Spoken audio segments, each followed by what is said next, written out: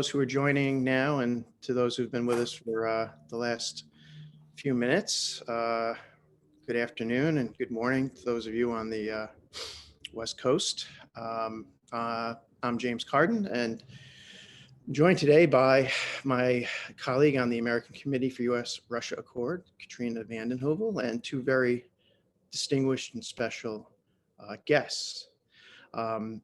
Professor David Hendrickson, Professor Emeritus of Political Science at Colorado College, and of course, California Governor Jerry Brown. With the launch of Russian President Putin's illegal, lamentable war on Ukraine, the events of the past week will perhaps, in retrospect, have us look back on the first 2 decades of the 21st century as a period of relative calm. As of right now, things are bad and they appear as though they're going to get much worse. Indeed, President Putin and the French President, Emmanuel Macron, spoke this morning. The conversation is said to have lasted 90 minutes. And a source close to the French president said that the takeaway was that the worst is to come. We cannot say we weren't warned. In 2008, the current Director of Central Intelligence, William Burns, was serving as ambassador to Russia.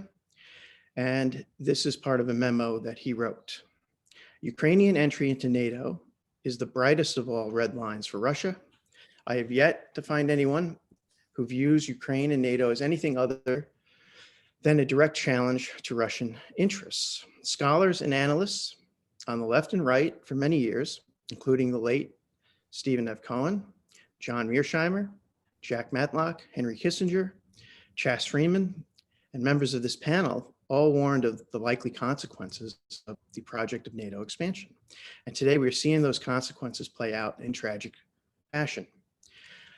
How did we get here, and what, if anything, can we take away from President Biden's State of the Union address? To discuss these issues, I'm going to turn the panel over to my friend and colleague, Katrina.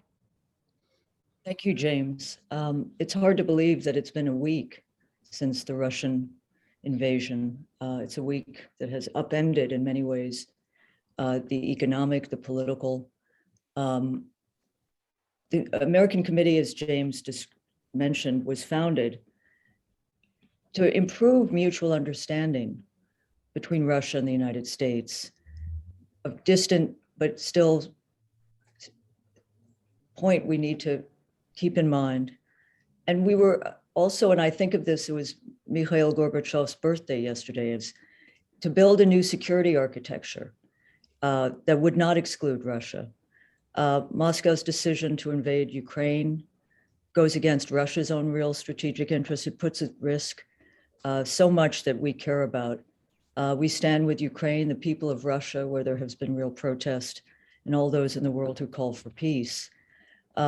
We are very grateful to have Governor Brown and Professor Hendrickson, people who see the world with clarity and who understand that in this upending of the world order, we need to also be aware not only of the humanitarian crisis, which we see raging, but how institutions and forces will be empowered in this time. Governor Brown has just written an essay for the New York Review of Books called, it's about Crackpot Realism, looking at those in Washington who are gonna, we're gonna see the empowerment of the worst forces in this country and in Russia. So I think the American Committee's work is very critical at this time. I wanna direct you to the new website, which we launched today. We didn't know it would be this kind of world, what would be happening in Russia, Ukraine, but it is a place where you can find alternative views. Professor Hendrickson and I were just talking about how limited the views we receive in so much of our media are, and how we need to be educated, especially in this time, about the range of views about Russia, about the United States, about Ukraine. So I welcome you to come to usrussiaaccord.org and to follow the work of the committee. I'm going to turn it over to Governor Brown, who among many other things is either the former chair or the chair of the Bulletin of Atomic Scientists, which I think you said, I don't think this is secret, but I mean, there was a meeting the other day to discuss whether to move that doomsday clock forward in this perilous time. So Governor Brown, will you have, I know you have much to say about this moment and about the history that leads to this moment. Thank you, Katrina. It is a very somber time, and I speak not as a Russian expert or a foreign policy expert or someone who's ever taken a course on international relations. My focus during most of my adult life has been politics, campaigning, publicity, backroom deals, large political ideas and programs, successes and failures in that domain. And so from that perspective of understanding and meeting most of the politicians of our time, I've met in one way or another all the presidents since Harry Truman, including Harry Truman. And so I think what I can offer is an understanding of the political mind. And the political mind is functioning in Washington. And right now, it's clouded. We're not seeing the world as I think it needs to be seen, and as many thoughtful people thinks it needs to be seen. And I think many people watching this will know the history of NATO expansion, the history of the Cold War and the post-Cold War, and all of that. I mean, there's certainly on the NATO expansion, there were very serious voices speaking out against it. And since there were several iterations of the expansion, and the latest being the invitation, although not invitation to join, but invitation to continue aspiring to be in NATO on the part of Ukraine and Georgia. That's just the latest. But I think looking at a broader perspective, we're in a world where something close to $1 trillion is being spent on weapons, on machines and devices to kill and maim and wreak horrible havoc in the world.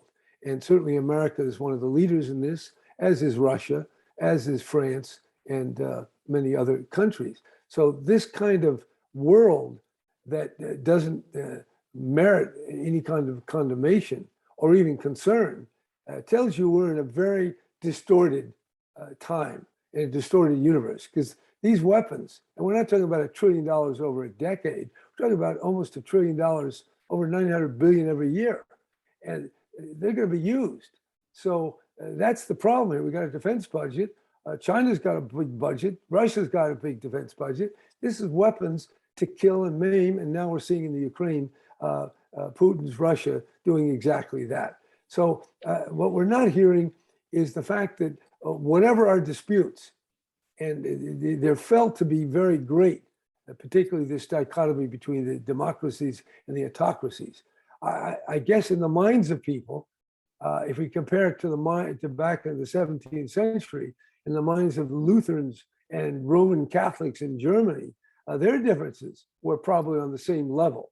And it led them to engage in wars over 30 years that killed somewhere between 20, some people say higher, 25% of the entire country. So I think we have to step back and examine our preconceptions, our filters, our frames, or what people now talk about lenses, our ideas. And unfortunately, the antagonism, the Manichaean division between the autocracy of Russia and other countries and what we call our democracy clouds understanding of the fundamental reality that we are Earth dwellers. We are on the same planet that progressively is getting less stable. Toby Ord, in a book, he's at Oxford and he studies cataclysmic events. He's saying that the chances of humanity destroying itself, or what he calls the unrecoverable collapse of civilization, is 1 in 6 for this 21st century. In the last century, he thought it was 1 in 100. Now, I don't think these numbers are precise and particularly reliable, but they are a very graphic way of saying this is a big problem. And yet this is not a problem that gets discussed. We discuss the evils of Russia. We talk about our great merits of ourselves, and we got to get real here. So the reason I say that, the only way to get out of this Ukraine business and bring it to a stop and then build a viable modus vivendi, a viable coexistence, is we have to be very clear about what's important.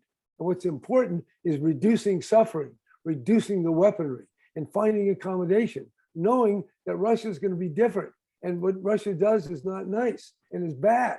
But the Brown University study they've been doing a series of studies, calculate the number of deaths in the last 20 years from the wars that America initiated and continued and exacerbated is about 900,000 deaths and about 37 million people displaced. Like we're seeing 1 million people displaced. That's a horror in Ukraine, but there's been 37 million displaced in the wars in terrorism, against terrorism, Iraq, Iran, Syria, Yemen, Libya, all that. So I think what we have to do is get real. Read a little Reinhold Niebuhr, maybe read a little St. Augustine, read some John Mersheimer, read people who are of the realistic school, but also get in touch with our sense of humanity. John Kennedy gave that great speech in 1963 at the American University, and he didn't talk about the axis of evil. He didn't focus on all the bad of Russia. And there was plenty of bad in 1963. He said, our grandchildren are going to inherit the same world. And it was about nuclear testing in the atmosphere. So there was a sense of commonality, which is totally absent today and absent from the rhetoric and the speeches. So this is not just a feeling.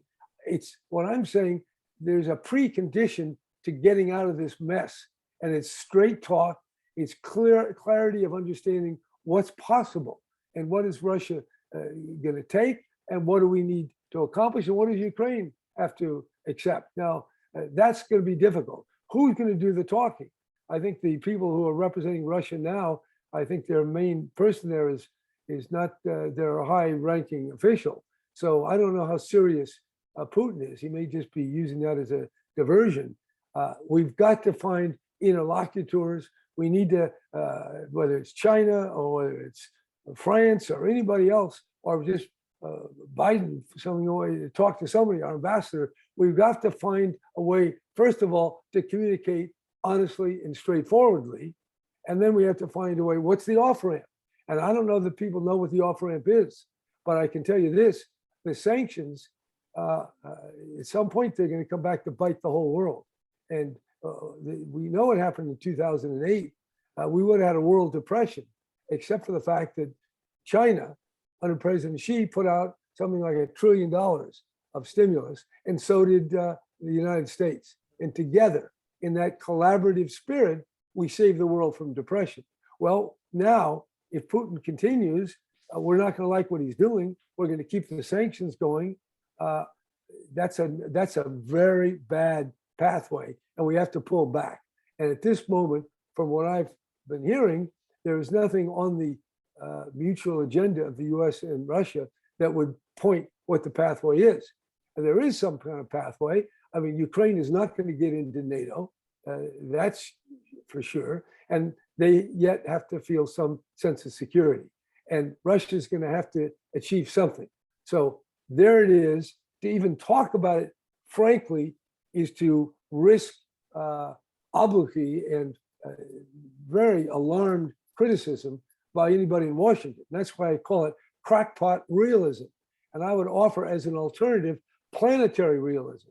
And what planetary realism puts as a top priority is that we humans have to cooperate on controlling nuclear blunder, nuclear proliferation, nuclear accident, miscalculation, climate, virus, the dangers of AI and disruptive technologies, cyberspace. There's plenty of opportunity for even worse outcomes that we're seeing right at this moment in Ukraine. So yes, it's bad. It's a horror, but there's more horror to come if we can't change our minds and get clear about the stakes in the world. And a budget that's so bloated in the United States on military, and Russia, and China, and the arms sales, and the rhetoric, and the demonization, and the Manichaean dichotomy between so-called good and so-called evil, that's not going to make it. So we truly need a conceptual breakthrough. And that breakthrough is not to some soft picture of the world, but hard-headed, clear realism. Albert Camus used the term polar lucidity, kind of a chilling look at the way the world is, not the way we'd like it to be, but the way it is, and then how can we make it less bad than it is, and it's becoming even more so. So that would be my modest perspective. And politicians get caught up in nonsense, in very half-baked ideas, in cheesy performative behaviors, and that has to be transcended. And we need some adults in the room, and we need some clarity. And clarity starts with the idea that we're not perfect. And I like to invoke my Catholic training on original sin. And original sin, the doctrine, at least as taught in the early days, was the soul, the intellect is darkened, and the will is weak, and the soul is inclined to sin. And that applies to everybody, all 8 billion people. Now, as a doctrine, you can see by analogy that we're all living in a somewhat darkened plane, as Matthew Arnold invoked in Dover Beach. So with that kind of perspective, that Niebuhrian pessimism becomes a kind of realism that can pave the way to a much better set of outcomes. So that's all I would say. Clarity is the goal, not unity, not excitement and ribbon wearing. We need some real hard-boiled clarity. And for politicians, that's not usually the name of the game. The name of the game is herd mentality. Go along, groupthink. We saw it in Vietnam. We see it all the time. And that's what C. Wright Mills called crackpot realism. You just keep doing little things over and over again in a completely unclear and bad direction. That's what he called crackpot. And he used that, he first coined that in 1958. By the way, a few years later in 1961, the Joint Chiefs met and officially adopted a PSYOP, a single integrated plan to launch 3,000 nuclear weapons that would kill, according to Daniel Ellsberg, eventually over time, 600 million people. That was our response to a Russian attack, to kill 600 million people. Now we know about nuclear winter, might have killed a couple of billion. So crackpot realism has been, is, and will continue to be, unless we can wake up our leaders to put your feet on the ground, put your eyes on the stars here, and get real and get some solutions. They're not so likable, but we got to do the imperfect instead of what we got. And that's what I would just say. And I don't see that happening yet in Washington. Thank you, Governor Brown, for your lucidity, for your eloquent appeal for humane realism, planetary realism. There's a lot of crackpot realism in our capitals, I fear, so, and herd mentality. And thank you for reminding us of the reading list we should be following: St. Augustine, Reinhold Niebuhr, Matthew Arnold, Daniel Ellsberg. And I want to turn it over to Professor Hendrickson, and then we can have a conversation and open it up to you on the line. Thank you. Thanks, Katrina. Well, that was a very eloquent statement that the governor made, and I subscribe to that. My view is that you could go a long way, not only in reading Augustine and Niebuhr, but those theorists of the law of nature and nations which postulated that countries have equal rights and people have equal rights. And we have, for the last 30 years, proceeded on the assumption that that's not so, that we have extraordinary rights. and can do things which no others can do. And that is a profound philosophical error and very profound practical error. And I think it feeds into what the governor called crackpot realism. Now, I want to get into the nitty-gritty of this crisis a little bit more and discuss some of the origins of it, because I think that that is now forgotten. I certainly agree that this Russian invasion was a crime and an error. A crime because it violates international law, as wars always do, as our wars in the Middle East did, but an error because it's extremely difficult to see how the political objectives of this military campaign can be achieved by Putin. So, you know, there's 5 things wrong and 12 things stupid about what he's done. I didn't think he was going to do it because of that. Well, he did. And so here we are. Now, the fact that what Putin did today or in the last week is wrong doesn't mean that every Russian position taken in the last 2 decades is wrong. That's not so. The Russians had some cogent objections to certain things that the United States was doing, which we didn't pay attention to at all.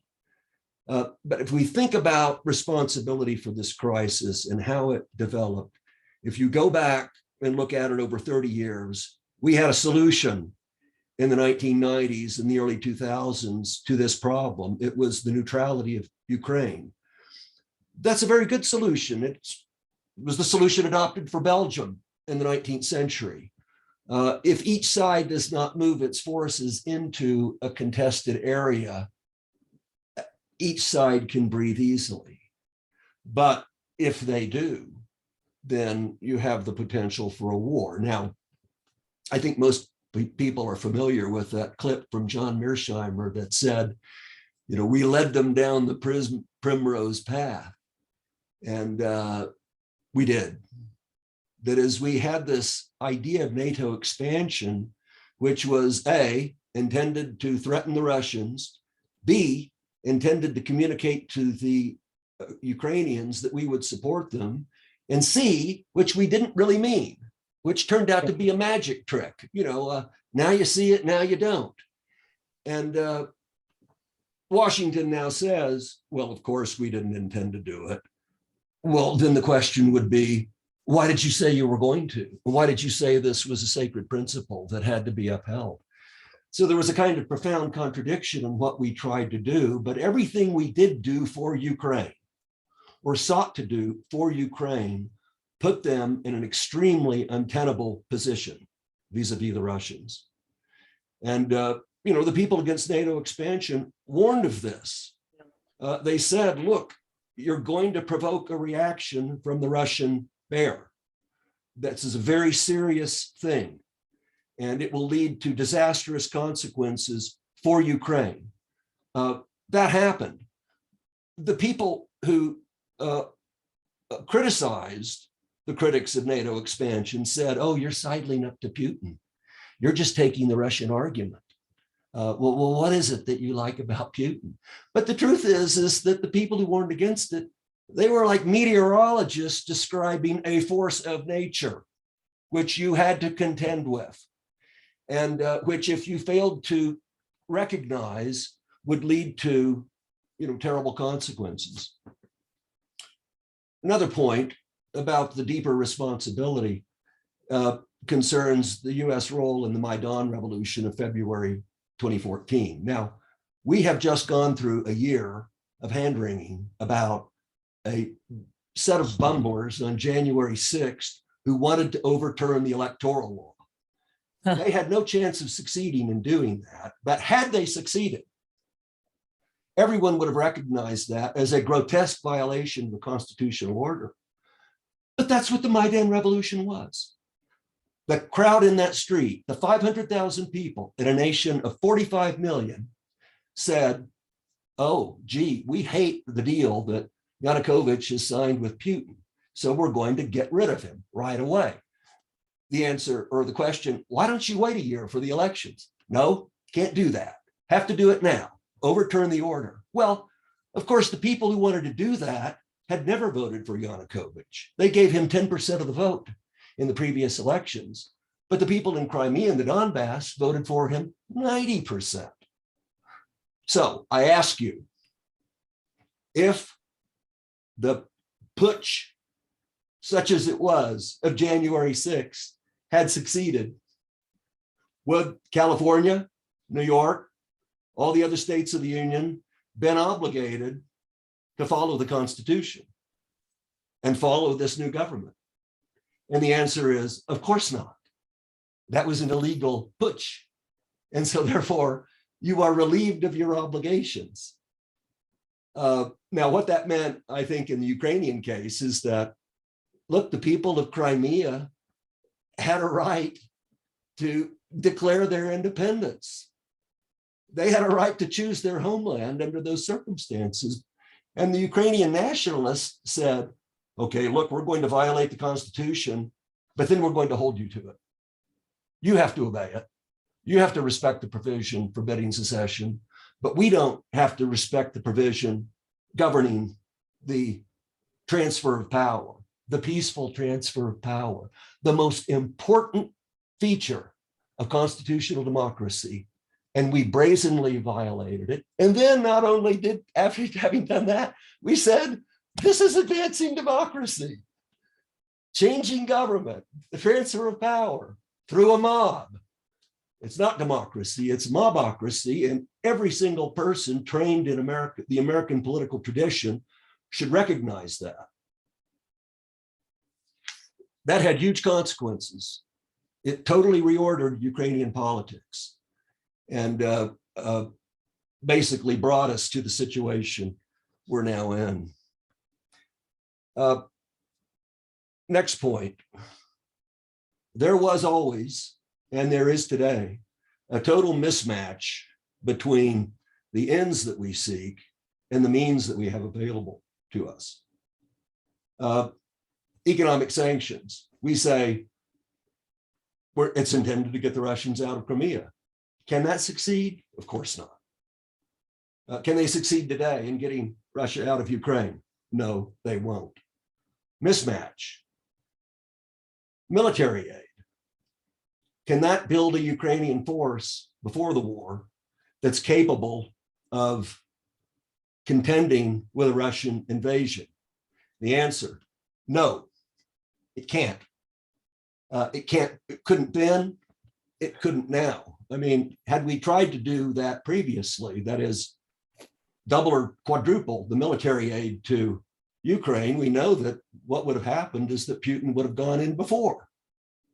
So that was never a viable option. And I think that that's really an extraordinary thing if you think about it, because I mean, what did Biden say the other night? Oh, the West is united. We stand tall with the Ukrainian people. But the truth is that everything that the United States is doing now does nothing for them. The sanctions don't do anything for them. And the military aid is not going to prevent the defeat of the Ukrainian army in the next 1 to 2 months. I don't think. I think that's a false hope and a fantasy because, you know, Russia is just a lot stronger. It spends 10 times more on its defense budget. It has high-tech weaponry. It has 5th generation fighters. It has all sorts of advantages, which over time are going to be very meaningful. So that mismatch between ends and means, that rhetorical, we're with you all the way, attended by, in practice, we can't do a damn thing for you. In fact, that's a very important feature of the situation. Next point. Everyone is now saying that the most important thing is to hurt the Russians in this crisis. And I think they're wrong, that the most important thing that we need to start thinking about is how to avoid a gigantic humanitarian crisis in Ukraine. Now, those are different objectives. And we say to ourselves, well, let's do everything possible that we can to hurt the Russians. But as I say, that really doesn't do anything for Ukraine. And so we don't want this to end with a Chechnya or a Mosul or something of this sort, or in Afghanistan. It just doesn't do anything for anyone. I don't think we're even beginning to think about that, and we need to. Final point, this is something that we could talk about later, but I think it has to be put on the table. And that is that the consequences of the sanctions that are now being imposed on Russia are huge. I think that, we could easily see a total recasting of the world financial order and ultimately bringing into question dollar hegemony.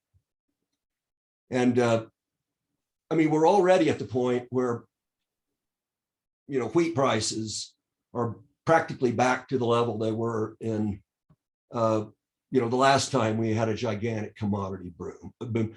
We're kind of replicating the 2008 financial crisis. And if people will recall, before the gigantic meltdown in the fall, there was incredible turbulence in the markets due to oil prices reaching $147 a barrel. And, they're on their way there. But let me just put it this way. If we say to the Russians, as Biden said, that $620 billion that you had in foreign exchange reserves, sorry, that's gone. Can't access it. Well, what's their incentive to sell natural gas to the West? To get paid in funny money that actually, can't be converted into anything. And the answer is there is none.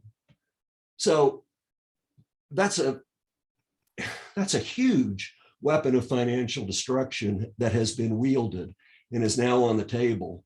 And I think it leads to gigantic disruptions in the oil, natural gas, the entire commodity sector. And, this speaks to a point that Governor Brown made. The people that are most going to be affected by this are the people not even on our radar. It's the poor people of the world. When the global economy gets a cold, they get pneumonia. The global economy gets a fever, they die of starvation. And we're looking at this. We're looking at a set of cascading financial, economic consequences ensuing from the employment of this weapon that should make people shudder. It's very frightening. And it will have consequences that I don't think people even begin to appreciate at this point in the crisis. Okay, I'll stop there. Thank you. Thank you, David. I wanted to pick up, if I could, with Governor Brown. You spoke just now about sanctions and how the global economy is going to be upended and the impact on poor people. Governor Brown, you've just written about China in the context of the crackpot realism in Washington. What role do you think China will play in these coming days and months in the context of both the relationship with Russia, but the economy?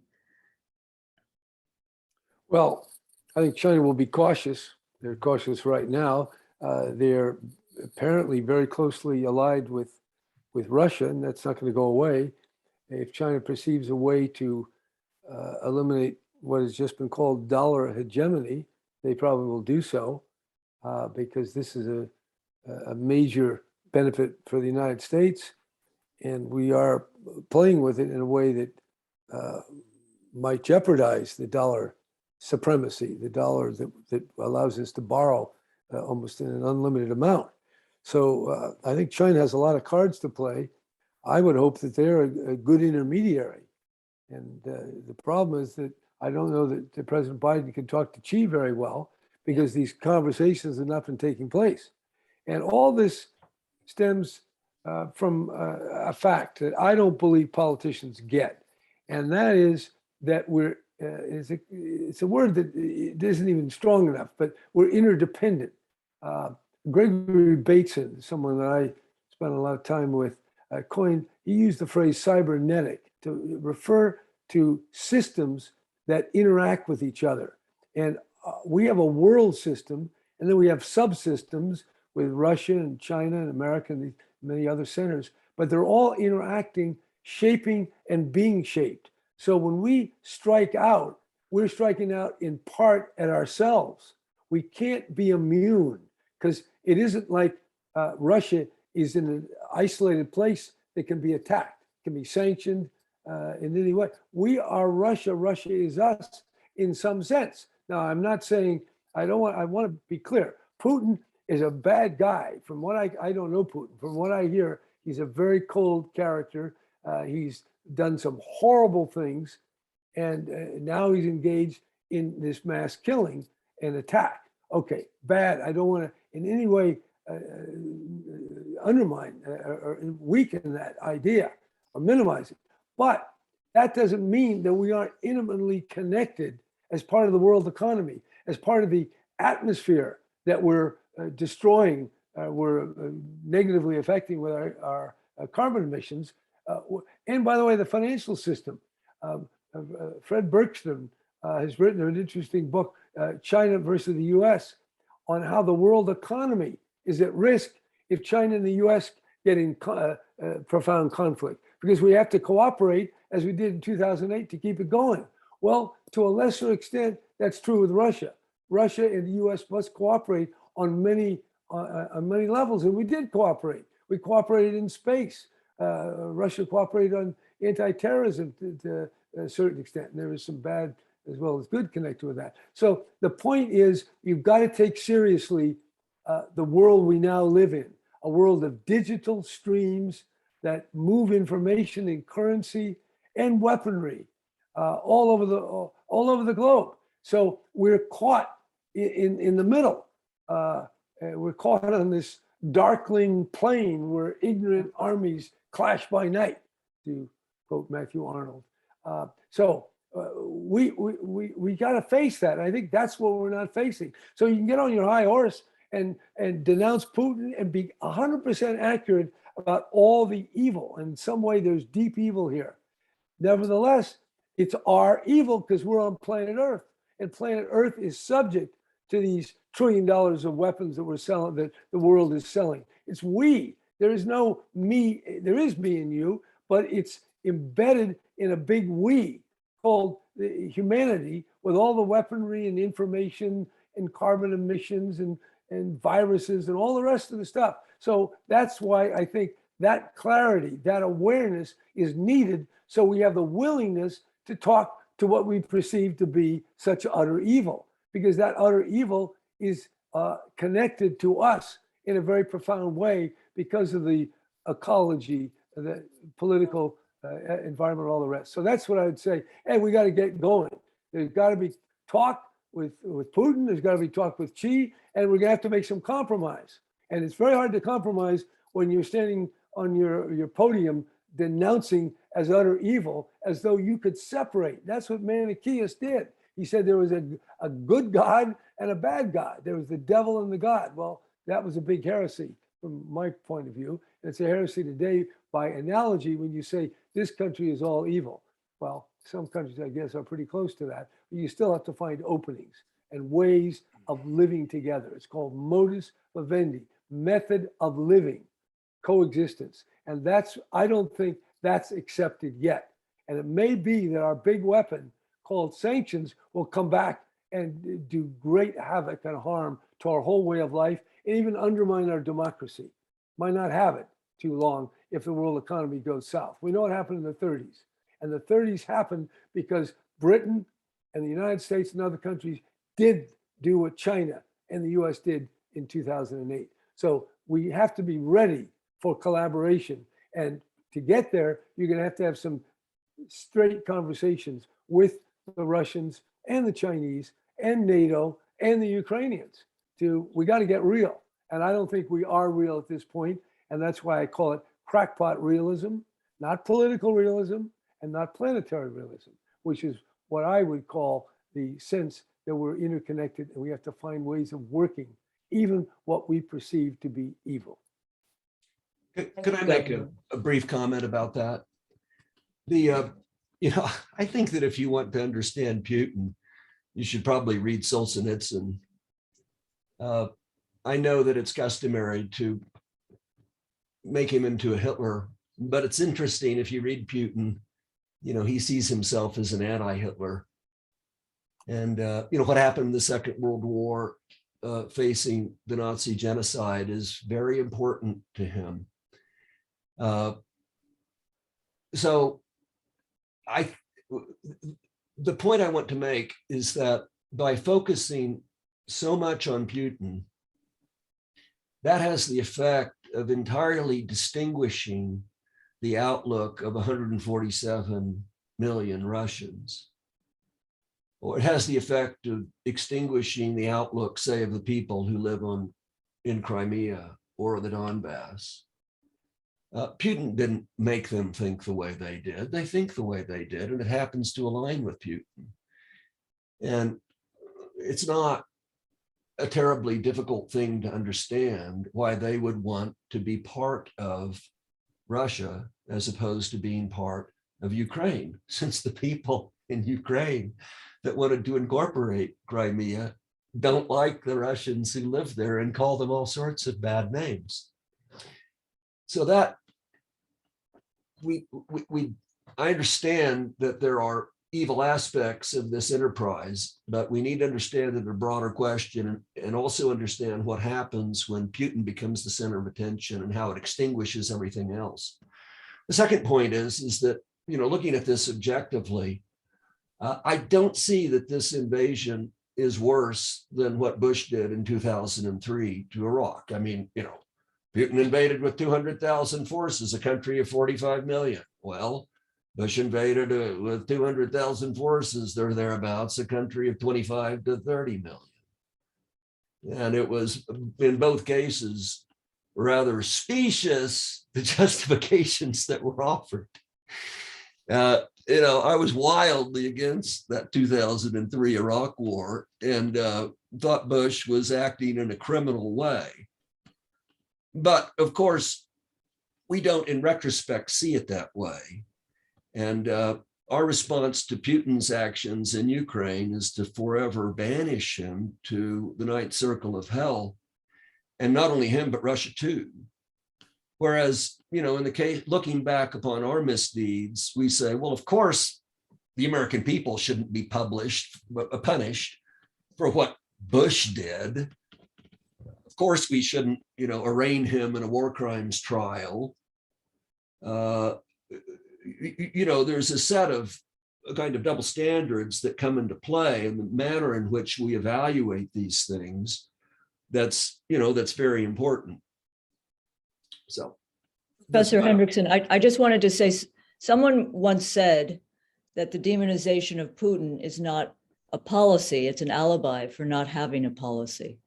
And I think the idea of Ukraine as a bridge between East and West was an idea that was very important and has been lost. Though there have been, the talk about neutrality has risen up again, not now. But in terms of Russians, at The Nation, we've been doing a chronicle of resistance inside Russia. And there are, protests. This is not Crimea. Putin has lost a lot of support and may lose more when body bags come back because it's reminiscent of Afghanistan. But the demonization of Russia is something to watch because that too could contribute to an enduring Cold War. And I think we have to, the costs of war, we've talked a lot about now, sanctions, the military budget, the empowerment of those who think in Manichaean terms, but the Russophobia and the idea that one can cover Russia just as one man is, I think, it's a disservice because you can't cover Russia today without the ascendance of the Russian Orthodox Church, of Russian extremist factions. But I wanted to turn it over to James. Thank you for your points. And James, maybe questions or from we have a question from a friend and a guy by the name of Paul Grenier, who's a terrific Russia analyst, and he writes in to ask, was President Biden being honest and truthful when he said during his State of the Union speech that the US was negotiating in good faith with Russia and that Russia had rejected the path of negotiation? And then he goes on to ask, given Russia's concerns about the de facto incorporation of Ukraine into NATO and our refusal to negotiate on that topic, what would have been the right course for Putin to take as opposed to the one that he did take? So I'll leave the governor or. Yeah. Well, first of all, I would say that Biden certainly in his mind is negotiating in good faith. And when Putin says he's not going to invade, then he does. And he's probably been thinking about that for several months or decided it. That doesn't feel like good faith. Now, you raised the point, was there enough on the table that you could have a meaningful discussion? And then you get to the point where we've got to find out what can Russia live with and what can the Ukraine live with? And then politically, what can the United States live with? That's why what we're facing here is so difficult, because good faith, yeah, we'd like to be able to trust what people say. And in this case, when Putin says, right up to the time he moves forward, oh, no, I'm not doing it. But he's doing it. He's playing it. He's basically lying to Macron. So that's not good. But then the other point being, what is this business that you can't discuss Ukraine being neutral or Ukraine not being in NATO? Well, when Putin's got a gun to your head, no politician is going to be able to go there. But that's just emphasizes that this problem had to be dealt with months ago or much earlier in the Biden administration. I guess Trump wasn't going to deal with it. And Obama had to deal with it. Obama could have dealt with this. Of course, the original error was on President Bush making that statement, inviting Georgia and Ukraine into NATO. So I think that looking backward, I think all this analysis is helpful, but what we need is negotiators that can talk to the Russians and Americans that can talk back and forth. And and I don't see that happening. So that's why I want to keep the focus on the fact that what is missing is the ability to talk straight with the Russians. And if it's just going to be Russia, Ukraine has to have the right to join NATO, and that's it. If that's it, we're headed for absolute horror, not just in Ukraine, but in many parts of the world. So we have to open up the discussion to a realism, and now even just plain old-fashioned realism. What can be done that's better than now, and what can be done that is better than what's going to be happening? And maybe there's some factual questions. Can our sanctions work in a way that Putin will be pushed out and everything will be fine? Or are they leading to the horror, continuing horror and intensification in Ukraine, and then the destabilizing the world economy, and then maybe miscalculation and war between some part of NATO and Russia? That's what I think. So what I'm saying is we need some real old-fashioned realists that can talk turkey. And I think we got a lot of utopian thinking, a lot of imaginary living, a lot of magical thinking. We need polar lucidity, and we need some interlocutors now. And we may have to ask the Chinese to be part of that, or whomever, because in the middle of war, it's very hard to talk. So we're probably going to have more suffering, more destruction. But hopefully, if we can get ready to talk when talk can happen. I know there's been some communications between Russians and at the track 2 level even yesterday, and there were some suggestions. The term that everybody uses is off-ramp. You got to have an off-ramp, and Putin's got to have some that he'll go off, and the Ukrainians. And right now, people are locked. There's kind of a it's very. Can you say more about the track 2? Or well, I think there was some scientists that were talking that involved both Russians and Americans, and they had some good suggestions. I don't know if they're representing Russians or even what's going on in America, but the fact that we got this far is a very bad sign, because it wasn't that hard to see this. I mean, but you know, But Biden could I is a ask you, lo- Governor Brown, in bad times prior to this very bad time in US-Russian relations, an off-ramp was sometimes provided by arms control negotiations. And there was an attempt to compartmentalize those negotiations from the politics. I mean, we've seen the entire scaffolding of the nuclear arms control landscape unravel. So I'm just wondering, you're in that world, you are in touch with nuclear weapons and disarmament and abolitionists, but do you see any prospect of beginning those kinds of negotiations as an off-ramp, or is it too deep right now? No, I don't. I think I'm not sure. I think President Putin likes his nuclear weapons. As people have said, that's the big thing. They're a superpower in nuclear weaponry. And somehow a nuclear control, whether it's New START or some kind of intermediate weaponry, that's not going to be on the first item. I think the first item has to be geostrategic or whatever. It's got to be Ukraine, Russian security, Ukrainian security. What is NATO all about? And we've created this mechanism that George Kennan said so well. And President Biden was there on the floor debating with Moynihan, and President Biden thought this was going to bring 50 years of peace. And Moynihan had the exact opposite idea, as did Paul Nitze and Robert McNamara and Bill Perry. So there were a lot of smart people saying bad, but there was a lot of smart people, President Clinton and others, that said go. And that go is still going. So what we need to do is to pause and then to find a way to pull back. And when they say pull back, we got to get the Russians to pull back and the Ukrainians and the US. How do you do all that? Now, the Cuban Missile Crisis, we had the president's brother, and we had Ambassador Dobrynin, and we had, I think, Roger Scally from ABC. We had informal communication. I don't know that we have that anymore with the circle around Putin. Yeah. So this is the problem. We got a great CIA, supposedly, but they were 20 years in Afghanistan and were utterly surprised when the Taliban walked in without firing a shot. So that would say to me, there's a myopia, there's a blindness. And that's why I say clarity. The first step is where are we? What time is it? What world are we in? And then if we can understand the facts, then we've got to find these connecting points.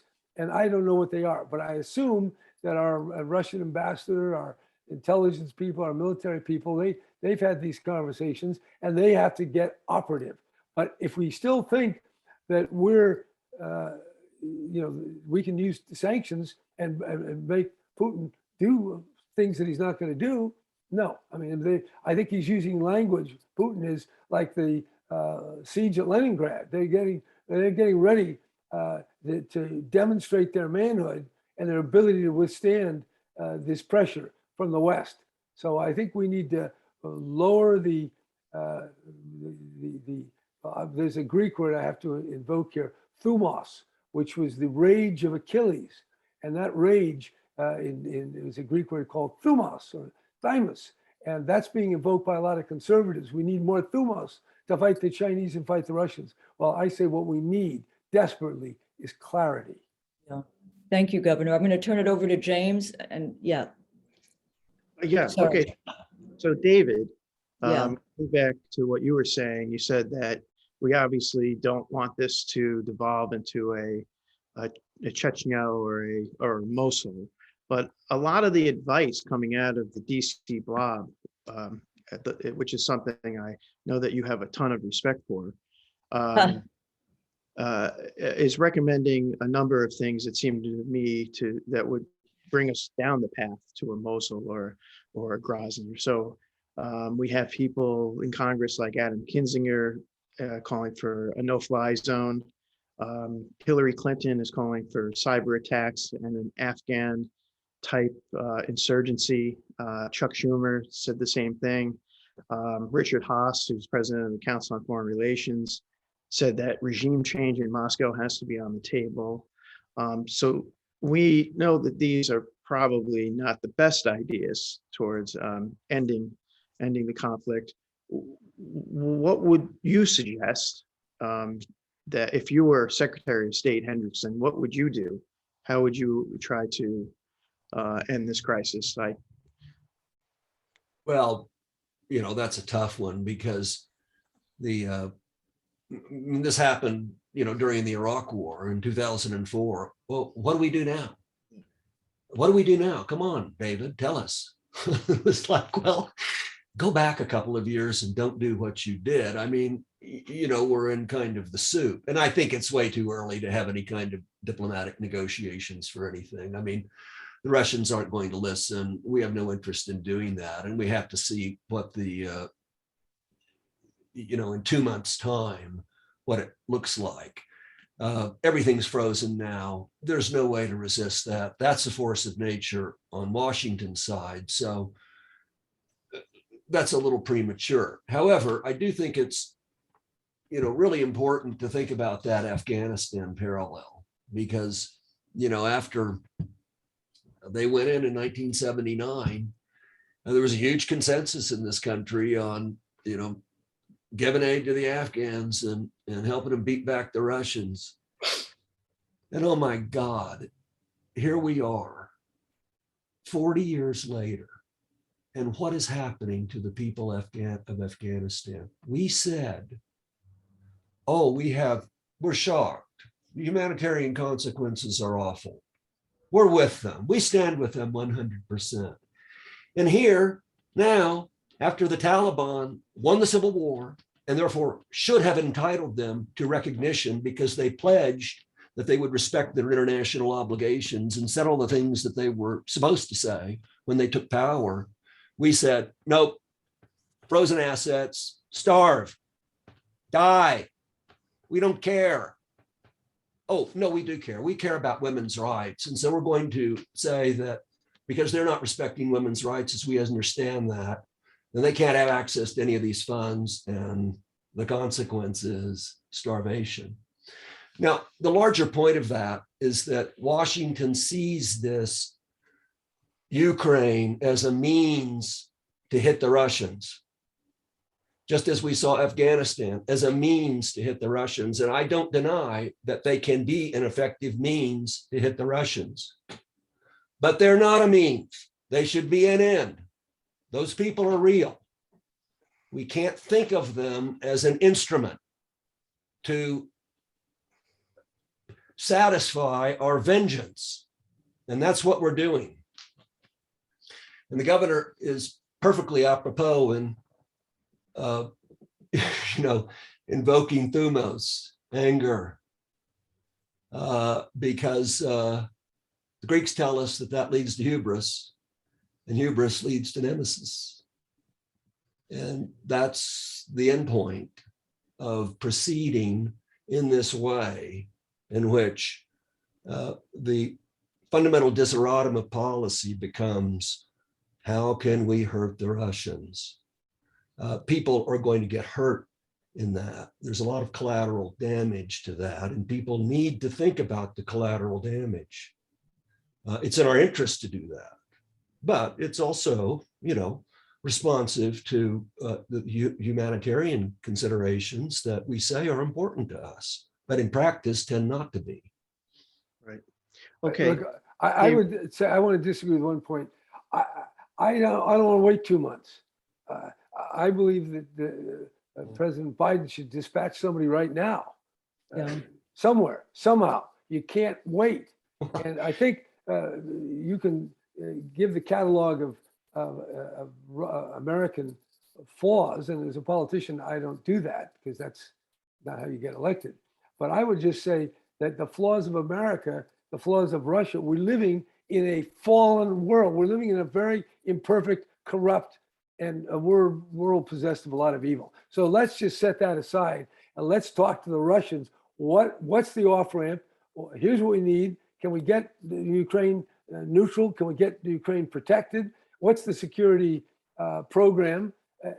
There's a way out here.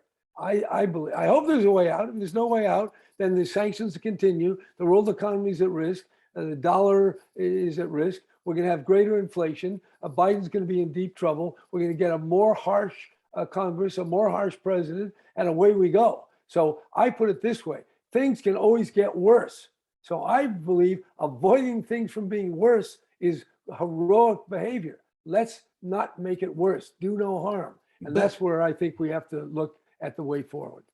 Just a point there that if you think about what the stipulations would be in a diplomatic encounter, the parties are so far apart that it's just impossible. Now, I'm not objecting to talking with the Russians and trying to work out a modus vivendi, but I think that at this point, the crucial consideration is to think about the escalatory steps that we're taking in response and ask ourselves whether we really want to go that far and what the point of those things are. That's all. I mean, yeah, we need to negotiate and talk to the Russians, but at this point, no, I mean, I think, there's David, I nothing think the art of diplomacy is such a stolid word, but that art has been lost in many ways. I think what both of you are saying, and the work of the committee is opposed to, is the hyper-militarization of our engagement with the world on both the US and the Russian side. And I fear that in this moment, those forces are going to be empowered. There is a new definition of security, and there should be one in this century: pandemics, global inequality, poverty, climate crisis. So we've lost sight of that. But I mean, I want to thank you both for your clarity today. I'm reminded of something we didn't talk about, which was part of the Iraq War, the other superpower people, the transnational movement against war. 40 years ago, this June, 1 million people were in Central Park protesting they were for disarmament. And as a result of their protests, the INF, an entire class of nuclear weapons, was abolished. Their protest and also leadership, wise leadership. So I hope people will be reminded by this talk of the costs of war, the costs of war. We went to war in Afghanistan, $5.6 trillion later. We can't find $5 billion for the people suffering humanitarian catastrophe. So we can't lose sight of that. But I thank you, and thank you, James. And please come to the American Committee site and the USRussiaAccord.org. And there are, as I said, there are, I hope, clear, lucid, realistic articles on that site. But thank you very much. Thank you. You.